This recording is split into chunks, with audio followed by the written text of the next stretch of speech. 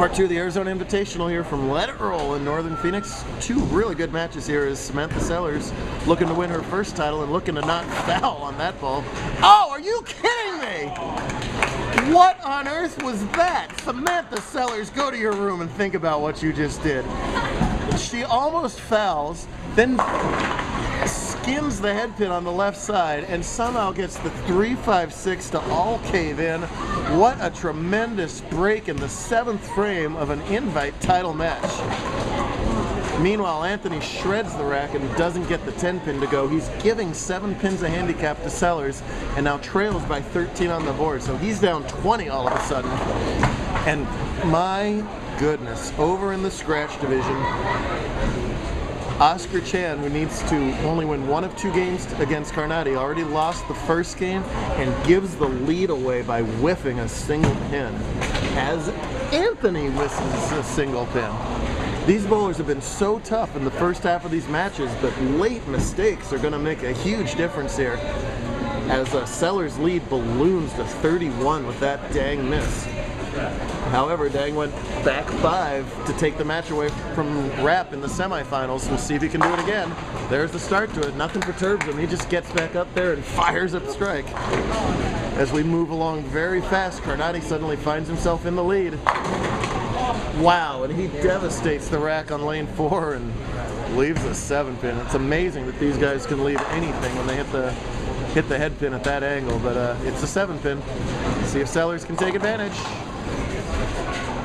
Well, she makes the mistake of almost hitting the pocket there. Clearly you don't want to do that right now.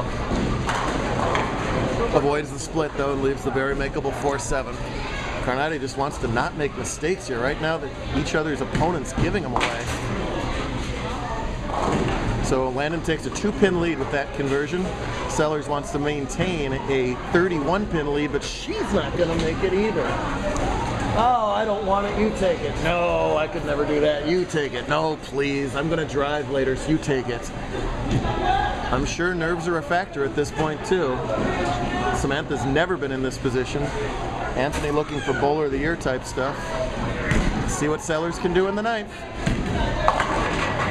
Well, breaks up the split again, leaves the makeable spare. That's the good news. The bad news is you still got to throw the ball at this point.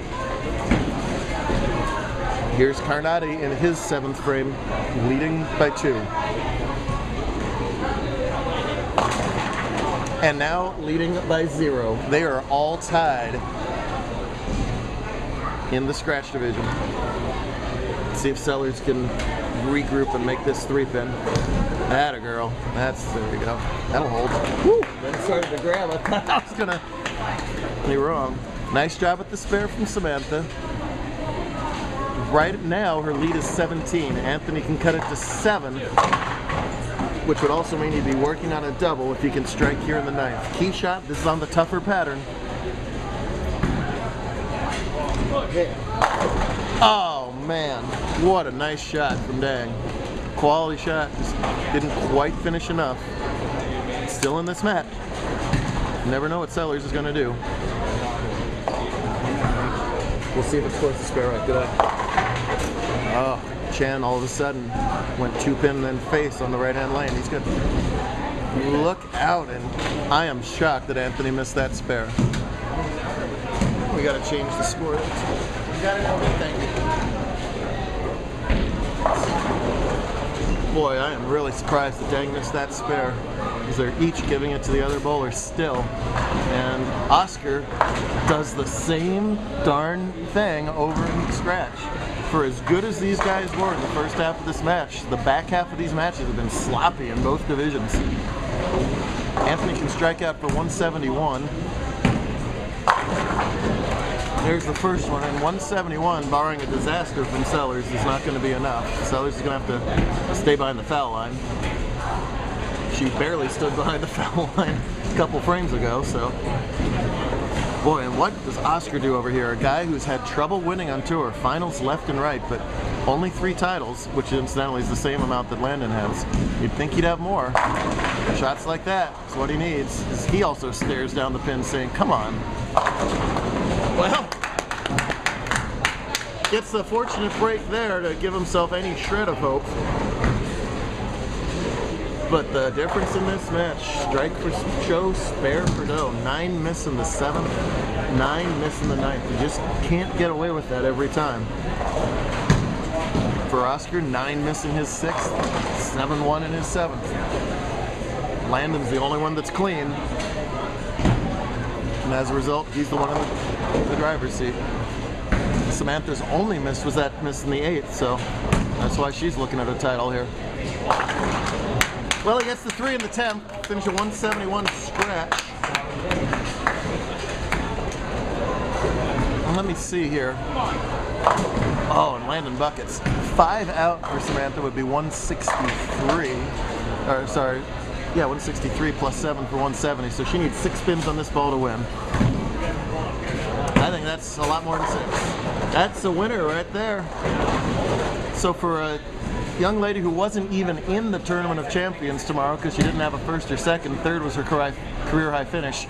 A, see you tomorrow. B, see you on the all-time JBT major titleist winner sheet. Lanndyn converts the bucket with a hop. Doesn't matter, she can miss this. And she'll make it for good show anyway.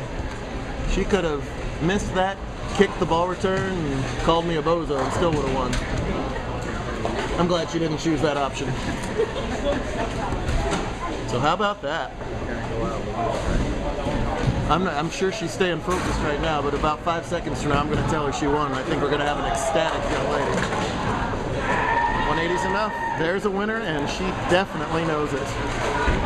Hey, great run for Anthony, who's having a fantastic season, but there's a brand new JBT champion right there, and there is a jump into arms. That's what it's all about, folks. Good job. That is what it's about. All right. Carnate struck in the 9th frame over there. He's going on a 213 pace. Chan is going at a 205 pace. So this match totally up for grabs. If both bowlers strike out, Oscar wins by 2. Even though this is the Bourbon Street lane, Oscar struggled his last 2 shots on this lane. Let's see if he can come up with the goods here in the 9th. Got a wheel. Oh, it does wheel. He was doing a windmill with his right hand just about from the point of release. It got there where it had been troubled getting there in some other previous shots.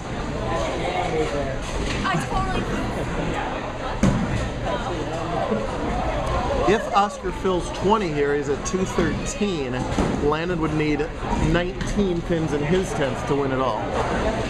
Lanndyn will be finishing on the Bourbon Street lane. Oscar's got to finish now on the Mexico lane. That was Lanndyn's choice, by the way, as the higher seed. 10th frame. Oh. Boy, the shot to play is that fallback shot, and it looks like it's there forever. You think, is it going to hold? It breaks up the late split.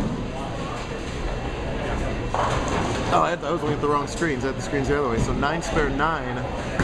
9 spare strike makes Lanndyn get the first one. There we go. Doing it on the screen, so we're all on the same page there. Chan fills up for 214 on the left-hand side. You see Lanndyn with that strike working. Would fill 20 for 213 now. So this is just a pivotal fill ball right here. 9, and we have a tie potential. Less than 8, Lanndyn doesn't need to strike. If Oscar strikes here, Lanndyn has to strike on the first ball. Huge, huge, huge fill ball strike for Oscar Chan. He's done his job. And for Lanndyn Carnate to end a 9-year victory drought. He has to knock over 10 pins on this ball. Anything less? Oscar ends a lot of frustration. He has been so close to major titles numerous times in his career, most notably the Desert Open last year where Jacob Brookland on him to take away the title. And he's going to stand back here and watch with all of us.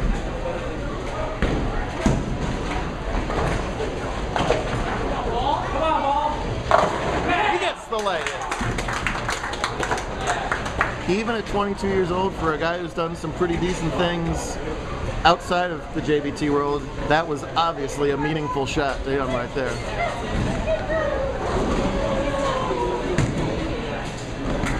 Well, the frustration's going to continue for Oscar, but I tell you again, 9 miss in the 6th, 7-1 in the 7th. Made it possible. And a decade later, literally a decade later, Lanndyn Carnate remembers how to win in JBT. My goodness. Pardon? In the next 30 seconds, goodbye. Do your job. Great stuff out of both of those bowlers and our 2 handicap finalists as well. Tournament of Champions tomorrow. Maybe we'll see these guys.